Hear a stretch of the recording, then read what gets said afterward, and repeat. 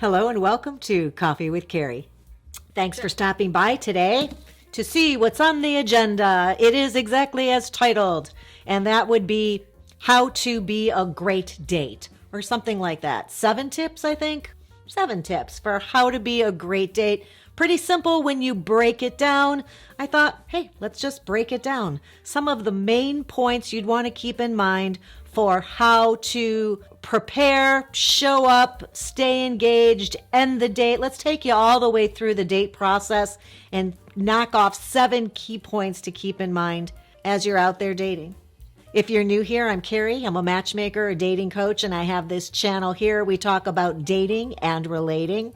Today's episode, I cannot attribute to anybody leaving a question in my comments. This was me, all me. I just thought, how can we simplify this and get the whole date into a little package here? And this is what I came up with.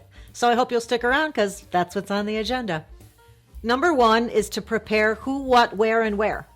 Who are you going out with? Make sure you've got their number and you've made the plans and that you've communicated in just the right way, right? That you haven't not talked to them in 3 weeks since you first connected. Make sure this person's actually going to show up, that there will be a who, a what are you going to do? Where are you going to go? My personal favorite, cocktails and appetizers. You might be up for coffee, dinner, not a fan of dinner, not a fan of coffee. When I'm matching people, I think it's perfectly fine if it's something that makes you feel comfortable or you just need to eat anyway and want some company. Walk in the park in the nice weather is perfectly fine. I've sent people rock climbing. So figure that out, what's going to work for the both of you, and you're good to go there. Where?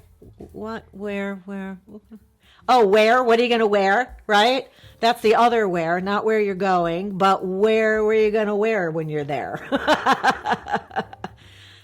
My personal favorite, and I have an episode, I'll put it right here, and that's about what to wear on first dates. Love the idea of having a uniform. It simplifies everything because you've prepared ahead of time. You know what looks good on you. You know in an instant that you can make plans last minute, what you're going to put on, and that you'll feel confident and unbothered while you're wearing it. It will not distract you from being engaged with this person, getting to know them, and you'll feel like yourself. So that's imperative, I think. And then the other where, of course, would be to know where you're going and make sure you communicate that well to the other person. I've had instances where there's 2 places in the city with the same name or very similar names, kind of transposed their names. So make sure that you're clear. Send the person the link to where you're going or the address. I send my clients a photo of the reservation I made so that they both have that with the address, the attire, and a picture of what they can expect once they enter the place. So I think that's a nice touch, and you could do that as well. And then the when is the final piece there, and that would be on time. Plan ahead. Do not be like some people I know who just think they have all the time in the world when they're getting ready, and then they're rushing at the end and missing airplanes. And whoever I'm talking about knows I'm talking about them. No reason to leave somebody hanging there waiting for you. If you're not 10 minutes early, you're already late, as somebody used to say to me. Allow that extra time for traffic, finding a place to park, walking if you have to park a little bit further. Be early. Plan to be early, and that would be your best bet. Now, before you walk into this place, number 2, I want you to take a minute before you step inside and ground yourself a bit. That would be standing outside the door and telling yourself that I'm going to leave everything else on the outside of this doorway, this threshold. And when I step inside, I'm going to be the very best version of myself, of yourself, not of somebody else. Be yourself, but bring your best version of you, the one that's in a great mood, that's engaging, and that's truly interested in hearing, discovering who this person is.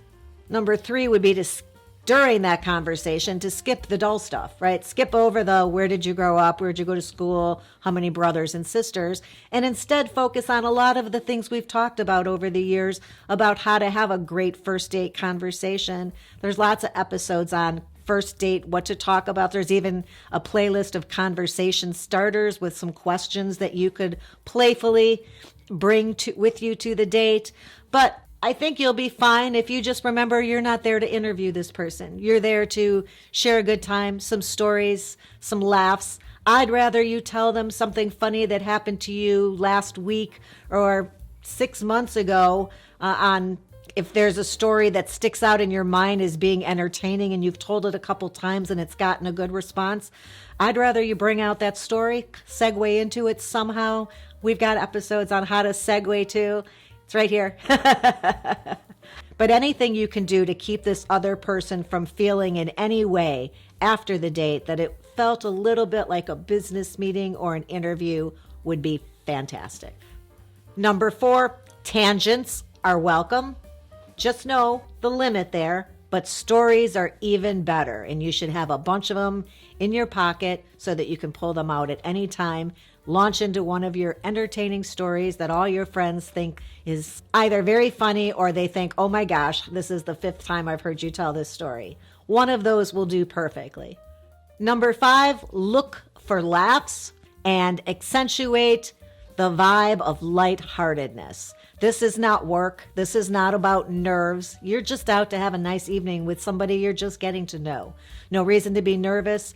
Something funny happens or embarrassing, be ready to laugh it off. People love you if you can laugh about yourself, or if you can stumble and catch yourself and make a joke about it, or just brush it off casually with a little funny line. Wow, those dance lessons are really paying off, aren't they? You know, it's just something silly like that. Just if you are not focused on being nervous, those kind of lines, and I'm not saying that's clever, it took me 5 seconds, but those will come to you more naturally if you're not worried about being judged or what somebody's thinking about you. So don't focus inward. Instead, I want you to focus outward and make this evening about this person and getting to know them better, which leads me to the next one. My best advice for conversation is to remember to ask follow-up questions. When you ask somebody something or they share a little bit about themselves, that should trigger in your mind that if you're truly wanting to know this person, that there will be one other question that comes to mind about whatever they said. They said they like French fries. You're like, oh my gosh, do you like McDonald's French fries or Burger King? Like when you were younger, when's the last time you were at McDonald's or Burger King? That's 2 questions. Follow-up questions are key, and I want you on your dates to have me on your left shoulder, in your ear, saying, follow-up questions.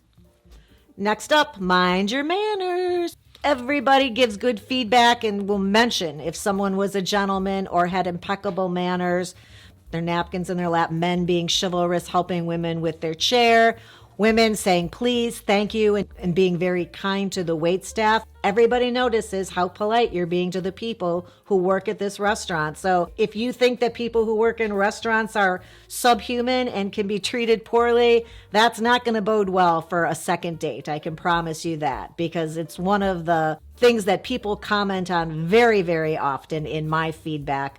Whether it's a yes or a no, they notice, right? Whether they're saying he spoke so poorly to the waitstaff, of course I don't want to ever go out with him again. Or they say he was a perfect gentleman, very nice to the waitstaff, apologized when he had to take a call. Manners matter.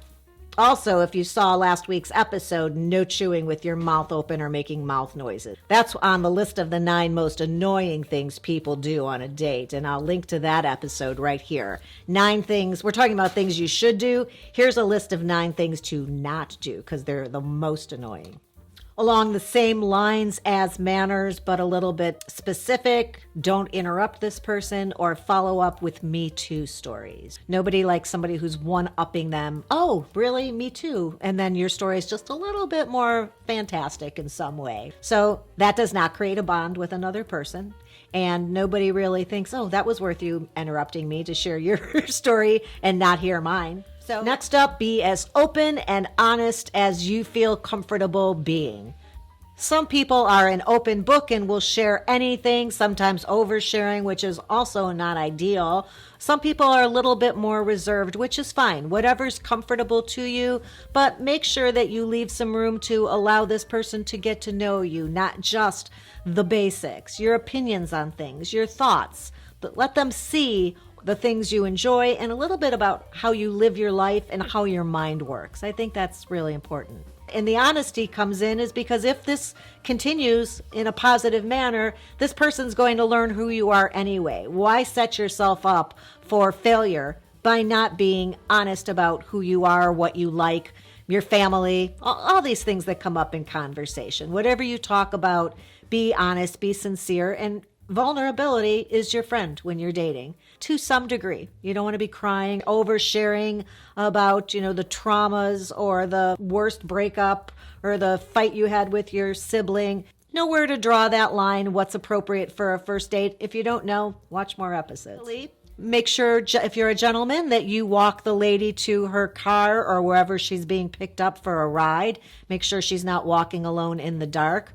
And that goes for all the women in your life, including your mother, sister, friends, etc. Make sure that they're safely tucked into their vehicle and on their way before you walk to your car. That does not go unnoticed. It's always mentioned in feedback that he was a gentleman and walked me to my car, and sometimes in the reverse. I couldn't believe it. He got into his car and drove away before my Uber showed up. That doesn't usually work out well as far as a second date being in the cards. And if you had a great time and you have this person's number, when you get home, you could either ask her or him before they leave to send me a quick text when you get home so I know you got home safely. I think that's great.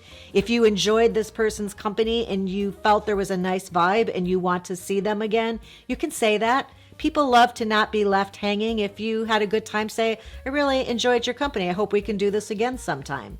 And if they don't want to, they can either say so or they can decline your offer when you reach out tomorrow or the next day to find out if they'd like to make plans again.